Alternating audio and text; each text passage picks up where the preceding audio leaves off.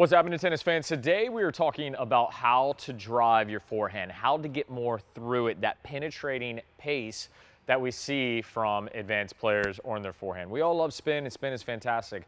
But at the end of the day, the game is about taking time away from your opponent. And although spin and power are ways to do it, depth still remains king. If you hit the ball deep consistently, it's going to be really difficult for your opponent to time the ball and really do any damage to you back. So specifically on the forehand, what happens a lot of times when we really have a hard time driving the ball, it's because our swing ends up just being too vertical. We're swinging up. And I think this is what we see a lot now with these modern forehands with the Western grips and so forth. The other piece is that sometimes we simply just don't go to the ball and get our body weight through it. So what I'm going to share today are tips that I really think will help you, get to the ball, drive the ball, hit with better depth, and hit more authoritative. So number one, it may seem like the most obvious, but it's the one that I see players do the least. And that is look for the apex of the ball. Look for the top of the bounce and go to it. All right. This is still today, in my entire career and still to this day, this is the one thing that really differentiates between me having a great day and a good day, and sometimes even a poor day. There's days that we wake up and we just don't feel super energetic. We're not moving our feet, and we don't mean to, but we find that we're kind of waiting for the ball. The ball is descending and we're shaping more than driving. Now, if I'm looking for the apex of the ball, what it means is a lot of times I'm going to prep my hands earlier, get into the unit turn, coil, and I'm going to get to the ball early and try to find the ball as it reaches its apex. And that simply means from the bounce before the ball then falls again. You take it early, that's fine. You want to take it on the rise, that's fine too.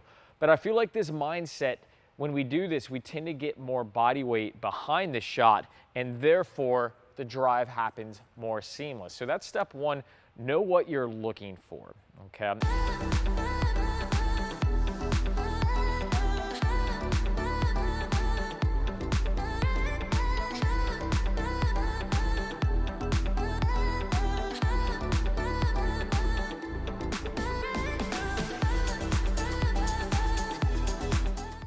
Now, the second thing that we really want to pay attention to, tip number two, is awareness of the hitting shoulder. The reason I say awareness is a lot of times I'll hear feedback after watching a player's match, and they'll be like, I was, really swinging after, just everything was going short.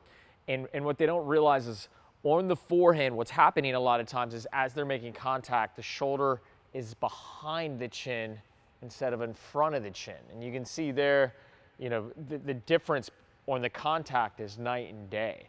Now, a lot of players, when they're, you're either training or you're playing, you're not aware of this, and it all starts feeling the same. Well, be cognizant of this, all right? Be cognizant of that when you swing. Get the chin down to the shoulder. This is going to help with control, and really try to focus on seeing the strings behind the racket with the shoulder in front, and this will ensure that you're driving the ball. In warm-ups, what I tell players is, and I do this myself, is I make sure that I take some forehands down the line to the opponent's backhand if they're a righty. And hitting down the line really helps groove this, getting the arm out in front, keeping the shoulder in front of the chin. Take some shots down the line. Don't just play, on the cross court. Work on getting that extension. The likes of Carlos Alcaraz, the Federers, you can envision them. You can see in the images where it's like, that is what you want to shoot for. We may not get there. Having your arm perfectly straight is really, really difficult. But if you can envision it, you can start applying it, and we can get close to it.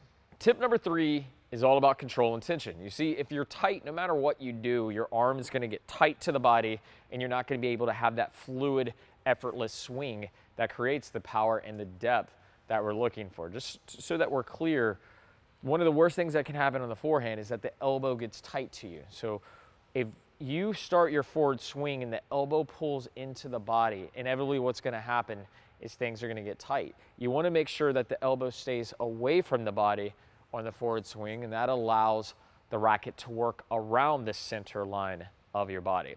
So instead of just saying, well, stay loose, instead focus on engaging the core. Engage the core on the forehand. You see, when you're set up to hit a forehand, if you engage the core, It controls over rotation.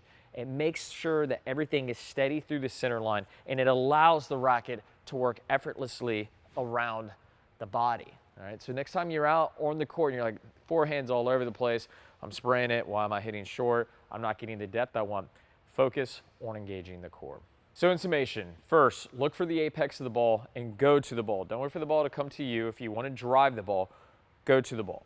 Number two, make sure that you're swinging and making contact with the shoulder in front of the chin. This is really, really important. And then allow the racket to work down the line before coming across the body. Remember to hit some balls down the line when you're drilling this. In practice, it's a great way to make sure you're getting the shoulder in front of the chin.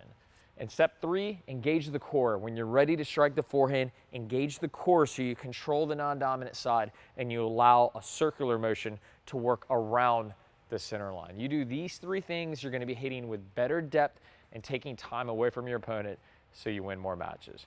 Thanks for watching. We'll see you next time.